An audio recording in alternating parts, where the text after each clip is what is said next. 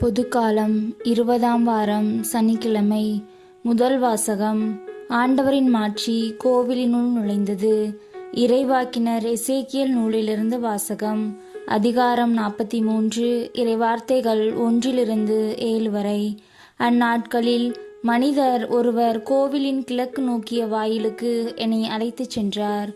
இதோ, இஸ்ரேலின் ஆண்டவரது மாட்சி கிழக்கு பகுதியிலிருந்து வருவதை கண்டேன். அவரது குரல் பெருவெள்ளத்தின் இரைச்சல் போல் இருந்தது.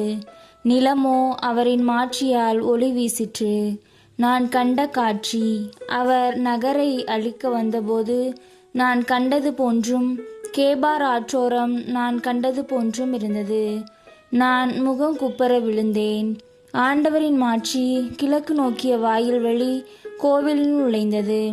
பின்னர் ஆவி என்னை தூக்கி உள்முற்றத்திற்கு அழைத்துச் சென்றது. ஆண்டவரின் மாட்சி கோவிலை நிரப்பிற்று.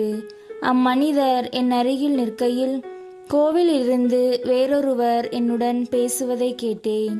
அவர் உரைத்தது: மானிடா, இது என் அரியணையின் இடம், என் கால்மனைக்கான இடம். இங்குதான் நான் இஸ்ரேலருடன் என்றென்றும் வாழ்வேன். ஆண்டவரின் அருள்வாக்கு. இறைவா, உமக்கு நன்றி. பதிலுரை பாடல். திருப்பாடல் 85. பல்லவி. நம் நாட்டில் ஆண்டவரது மாட்சி குடிகொள்ளும். ஆண்டவராம் இறைவன் உரைப்பதை கேட்பேன். தம் மக்களுக்கு, தம் பற்றுமிகு அடியாருக்கு நிறைவாழ்வை அவர் வாக்களிக்கின்றார். அவருக்கு அஞ்சி நடப்போருக்கு அவரது மீட்பு அண்மையில் உள்ளது என்பது உறுதி. நம் நாட்டில் அவரது மாட்சி குடிகொள்ளும். பல்லவி. நம் நாட்டில் ஆண்டவரது மாட்சி குடிகொள்ளும். பேரன்பும் உண்மையும் ஒன்றையொன்று சந்திக்கும். நீதியும் நிறைவாழ்வும் ஒன்றையொன்று முத்தமிடும்.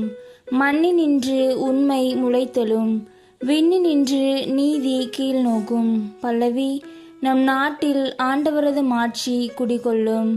நல்லதையே ஆண்டவர் அருள்வார். நல் விளைவை நம் நாடு நல்கும். நீதி அவர் முன் செல்லும். அவர் தம் அடிச்சுவடுகளுக்கு வழிவகுக்கும். பல்லவி. நம் நாட்டில் ஆண்டவரது மாட்சி குடிகொள்ளும். நற்செய்திக்கு முன் வாழ்த்தொலி.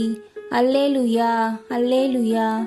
உங்கள் தந்தை ஒருவரே, அவர் விண்ணகத்தில் இருக்கிறார். ஏனெனில் கிறிஸ்து ஒருவரே உங்கள் ஆசிரியர். அல்லேலுயா.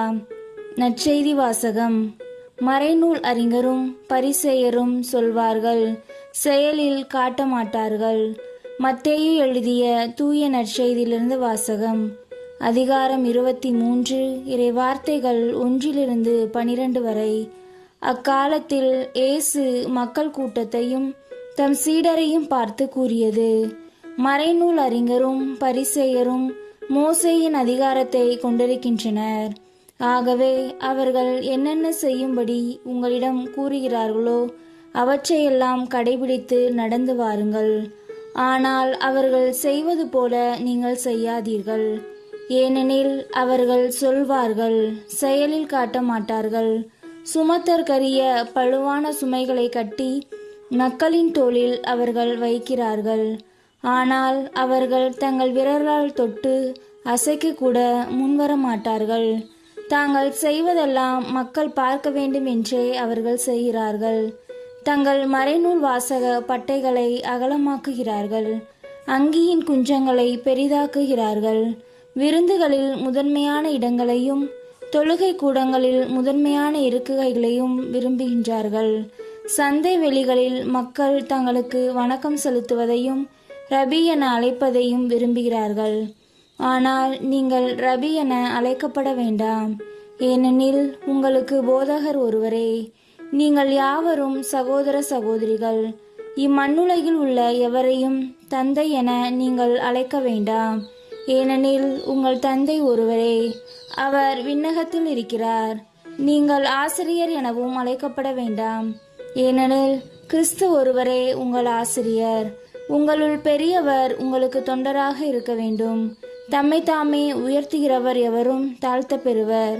தம்மை தாமே தாழ்த்துகிறவர் எவரும் உயர்த்த பெறுவர். ஆண்டவரின் அருள்வாக்கு. கிறிஸ்துவே உமக்கு புகழ்.